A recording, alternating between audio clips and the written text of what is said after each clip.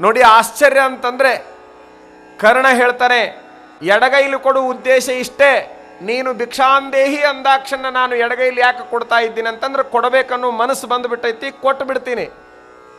ಬಲಗೈಲಿ ಕೊಡಬೇಕನ್ನುವಂಥ ವಿಚಾರಕ್ಕೊಳಗಾದಾಗ ಮನಸ್ಸು ಕೊಡಬೇಡ ಅಂದುಬಿಟ್ರೆ ಹೇಗೆ? ಎಡಗೈ ಒಳಗಿನ ಮನಸ್ಸು ಬಲಗೈಗೆ ಬರುವಾಗಿ ಇರಬೇಕಲ್ಲಪ್ಪ.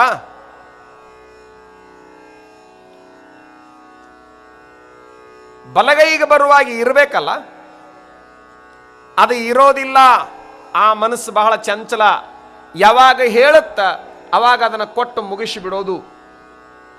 ಅದಕ್ಕೆ ಎಡಗೈ ಬಲಗೈ ಸಂಬಂಧ ಇಲ್ಲ, ಅದಕ್ಕೆ ಬೆಳಗು ಮಧ್ಯಾಹ್ನ ರಾತ್ರಿ ಸಂಜೆ ಹೀಗೆ ಸಂಬಂಧ ಇಲ್ಲ, ಅದಕ್ಕೆ ಮೇಲು ಕೀಳು ಸಂಬಂಧ ಇಲ್ಲ, ಅದಕ್ಕೆ ಯಾವುದೂ ಸಂಬಂಧ ಇಲ್ಲ. ಕೊಡಬೇಕು ಕೊಡಬೇಕು ಅಷ್ಟೇ,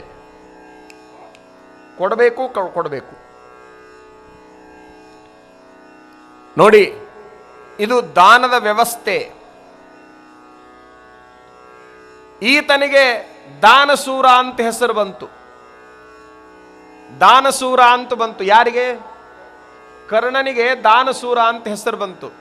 ಯಾವ ಕಾರಣಕ್ಕಾಗಿ ದಾನಸೂರ ಅಂತ ಹೆಸರು ಬಂತು? ದುರ್ಯೋಧನನ ಮನೆಗೆ ಒಬ್ಬ ಸಾಧುಗಳು ಬರ್ತಾರೆ. ನಾವು ಹೋಮ ಕಾರ್ಯವನ್ನು ಯಜ್ಞವನ್ನು ಹಮ್ಮಿಕೊಂಡಿದ್ದೇವೆ, ನಮಗ ಒಂದು 20 ಚಕ್ಕಡಿ ಕಟ್ಟಿಗೆ ಬೇಕು, 20 ಚಕ್ಕಡಿ ಕಟ್ಟಿಗೆ ಬೇಕು,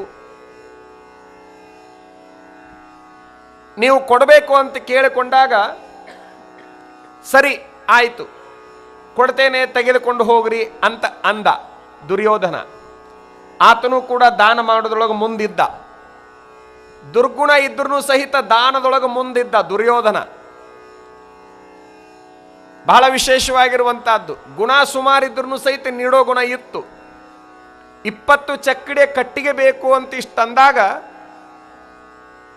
ಕೊಡ್ತೀನಿ ತೆಗೆದುಕೊಂಡು ಹೋಗ್ರಿ ಅಂತ ಅಂದ್ರೆ ಆ ಸಾಧು ಅಂತಾನ, ಈಗ ಬೇಕಾಗಿಲ್ಲ ನಮಗೆ, ನಾವು ಯಾವಾಗ ಕಾರ್ಯಕ್ರಮ ಇಟ್ಕೊಂಡಿವಿ ಆವಾಗ ಬರ್ತೀವಿ, ಆಯಿತು ನಿಮಗೆ ಯಾವಾಗ ಬೇಕು ಅವಾಗ ಬರ್ರಿ.